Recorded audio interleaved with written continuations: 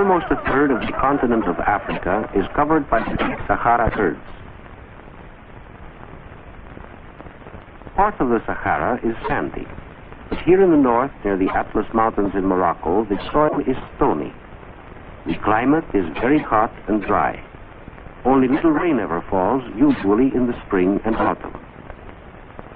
For hundreds of years, this border region has been used as grazing land by the Berbers and Arabs who live in the Sahara. Our camp belongs to 5 families who are members of the same tribe. We earn our living by raising and selling camels.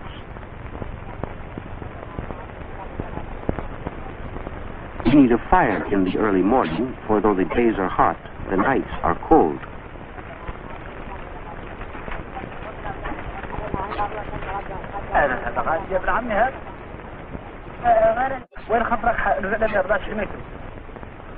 We keep the camels close to our tents during the night and take them out to graze in the daytime.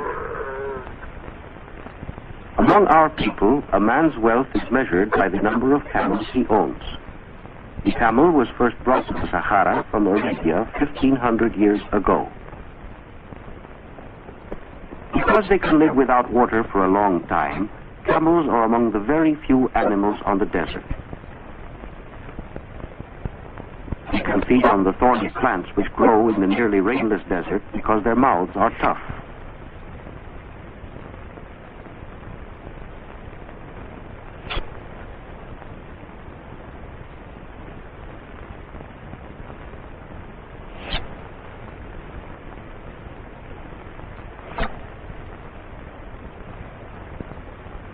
In addition to our herds of camels, we also have a few goats which supply us with milk and meat, and whose skin and hair we use and sell. They have to climb into the trees to find food.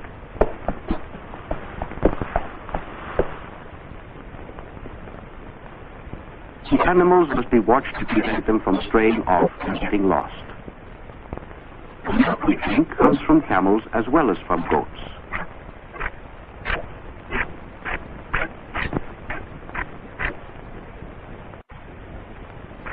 Bujma, the son of our chief, like the other boys of our camp, takes his turn at guarding the camels. His turban, which is woven of goat's or camel's hair, protects him from the heat of the sun.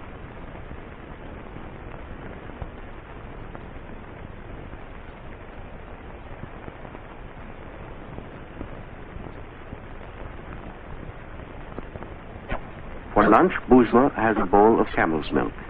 He also eats some fresh dates which grow at a few places in the desert where there is enough water.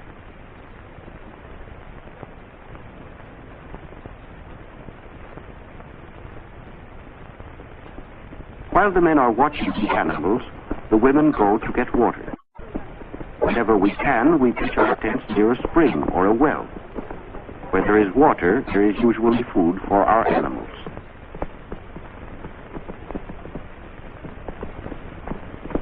Water is scarce in the desert. Our water supply comes from widely scattered pools. When it rains in the mountains to the north, some of the water seeps for many miles underneath the surface of the desert. Often it collects in pools, but sometimes we have to dig for it.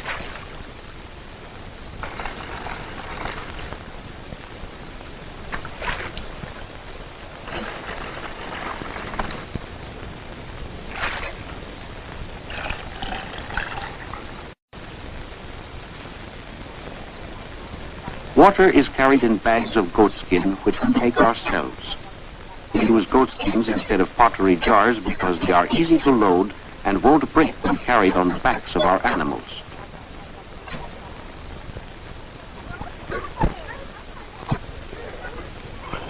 Our women grind enough barley for the day's cooking.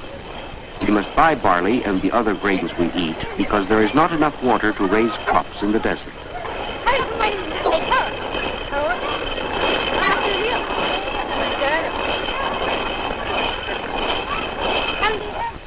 The water skins are hung on wooden racks to make pouring easier.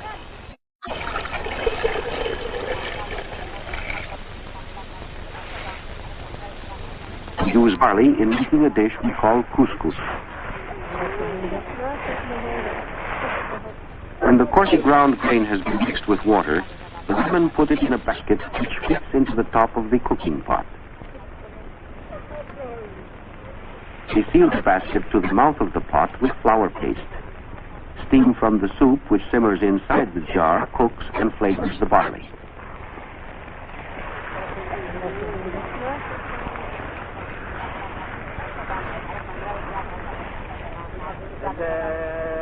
Five times a day we bow in prayer, always facing in the direction of our holy city, Mecca. We are Mohammedans and believe in one God, for whom our name is Allah.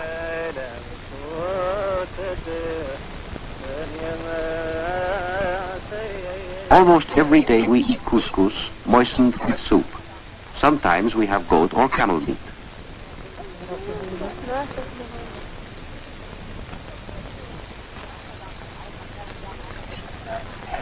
Water is scarce, so we use it carefully in washing.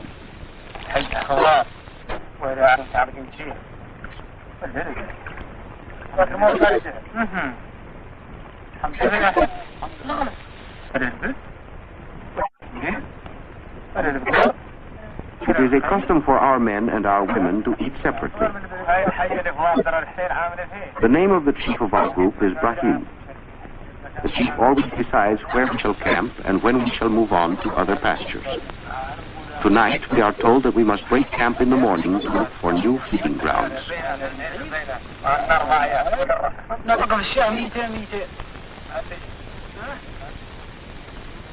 When it rains even less than usual, we have to move 2 or 3 times a week to find sufficient food for our animals.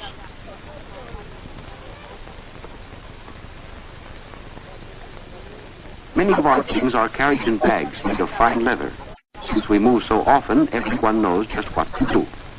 It is easy to pack because our only possessions are those which we simply cannot live without. In cases, there is a special place for each piece of equipment. If the equipment were not protected, it might break when carried on camelback.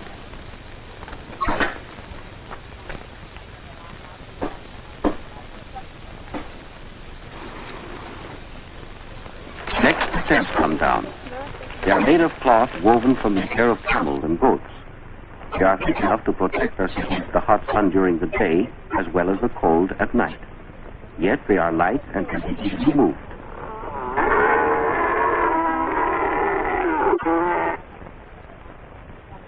A fat camel can carry 500 pounds or more.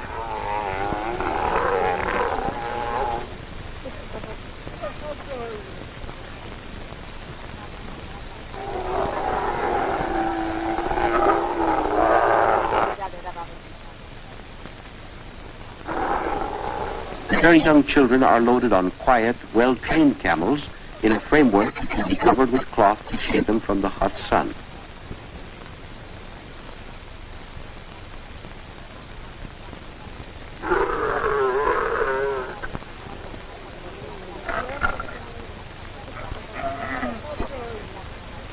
Within 3 hours, we nomads can pack everything we own and be on our way across the desert.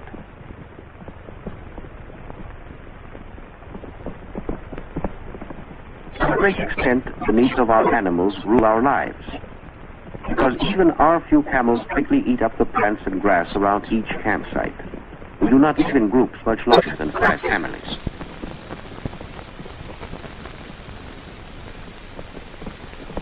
In very dry years, our camels cannot find enough to eat and they die of hunger.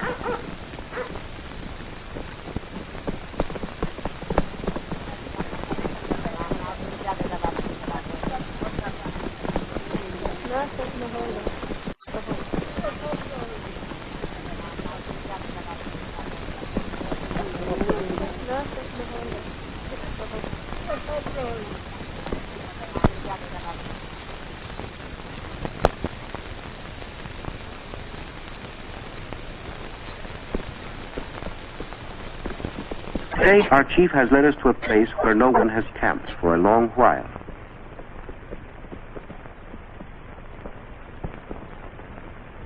Always, as soon as we reach a new camping place, we unpack our possessions, set up the tents, and go to get water.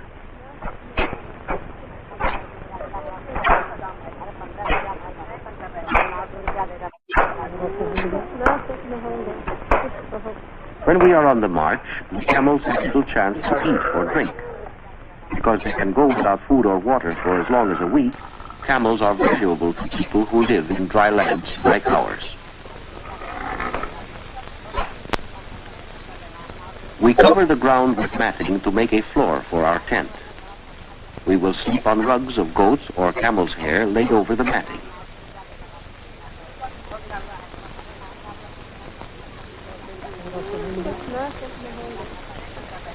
Packed in the bales are our provisions and cooking utensils. As soon as we make, the women bake barley bread. They place the dough between hot stones.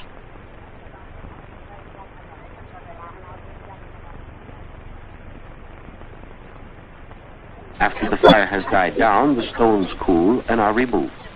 Then we have a loaf of fresh bread.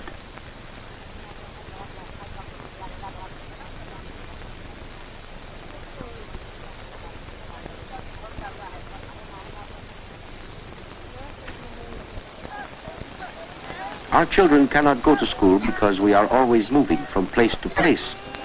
Sometimes one of the men will teach the boys and girls a few verses from the Quran, which is the Mohammedan Bible.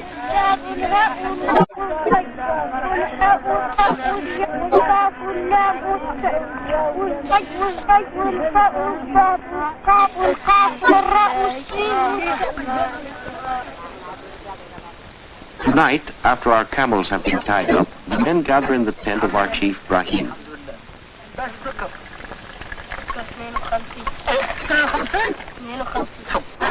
We haven't been to market for a long time. We will soon need to buy some more food, especially barley and tea, which is our favorite drink.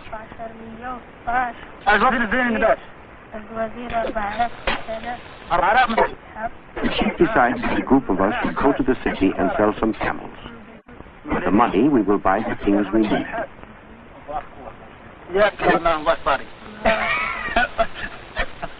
Uzma will be allowed to go with us.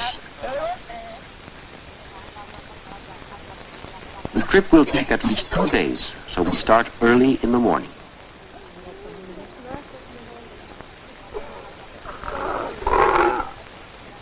In addition to the animals we intend to sell, we take extra camels to bring back the provisions we expect to buy.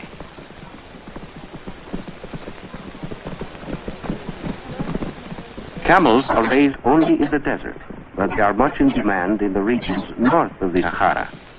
There they are used as work animals, though their meat is also eaten. Many camels live and work for 20 years.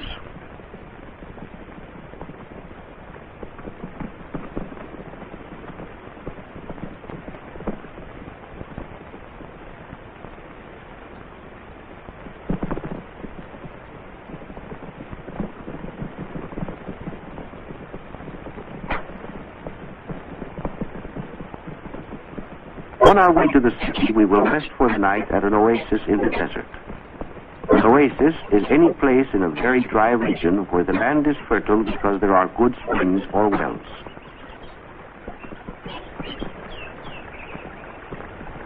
The smell of palm trees is always welcome, for they are a sign that water is nearby.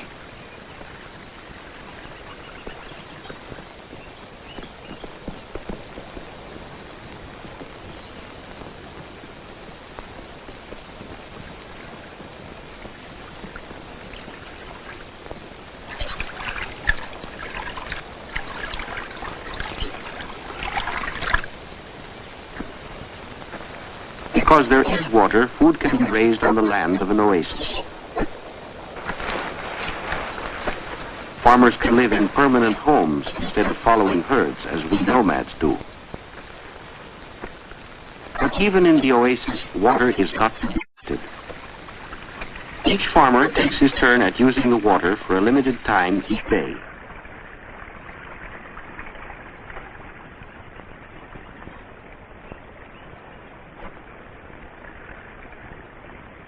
As his turn comes, he opens the irrigation ditch into his own fields.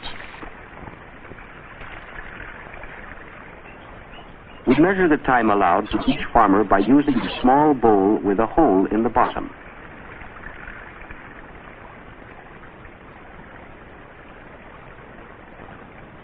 water clock allows everyone to get a fair share of water. When the time is up, the bowl sinks.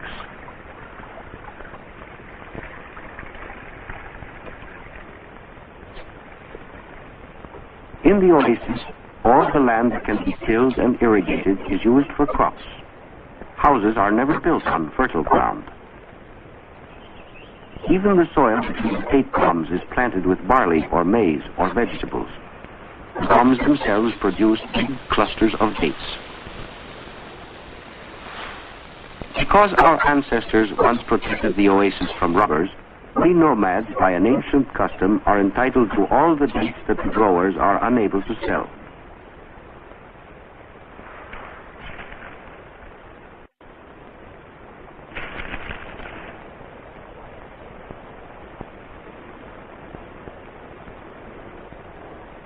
From the oasis where we spent the night, it is about 15 miles to the city. With an early start, we can reach the city in time for the market, which is held each Saturday and Sunday. This old city at the northern edge of the Sahara is called Glebin. In ancient times, it was a crossroad for traders from Morocco on their way south. Today, Glebin still attracts nomads from great distances, for it is the most important camel market in Morocco.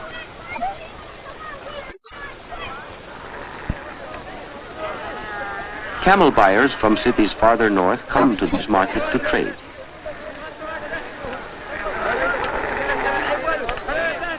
Inspecting a camel's teeth helps to tell how old it is.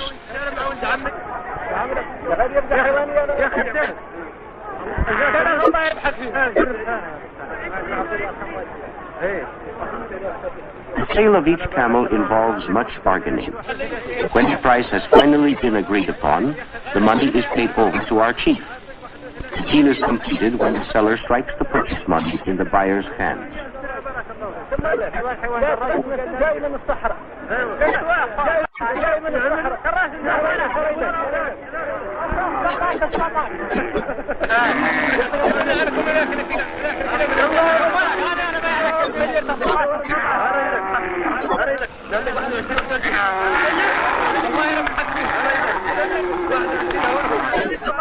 Because the man who has bought our camels is anxious to sell them as quickly as possible, he will take them to northern Morocco by motor truck.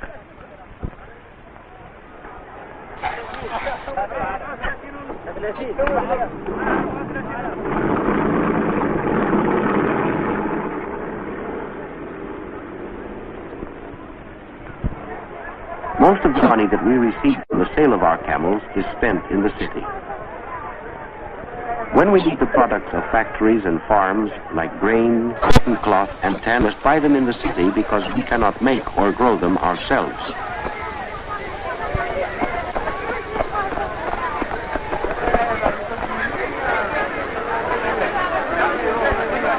Brahim and Boujma inspect the various kinds of tea for sale. Tea comes to the desert markets from China and other faraway lands.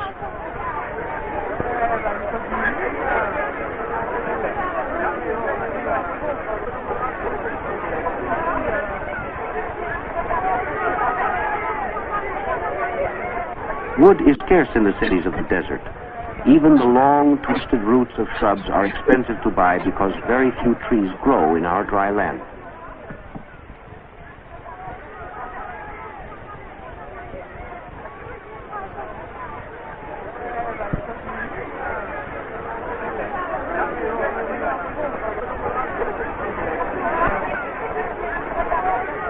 The barley sold in the grain market is grown on oases or on farms farther north of where we live. The merchant's grain may be plump or shriveled, depending on how well it was watered by rain or by irrigation in the field where it grew.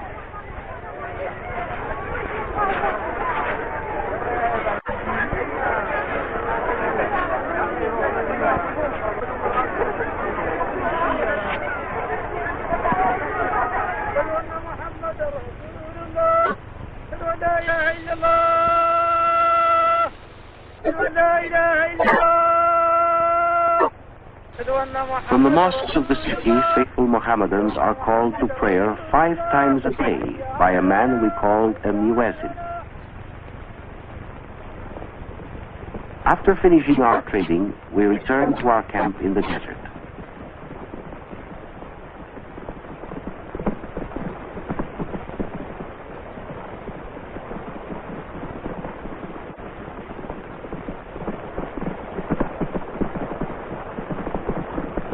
It is a rare man among us who would change places with the traders of the city or the farmers of the oasis, tied down to shops or to soil. Searching for food, and we nomads wander with our animals through the Sahara Desert, which is our home.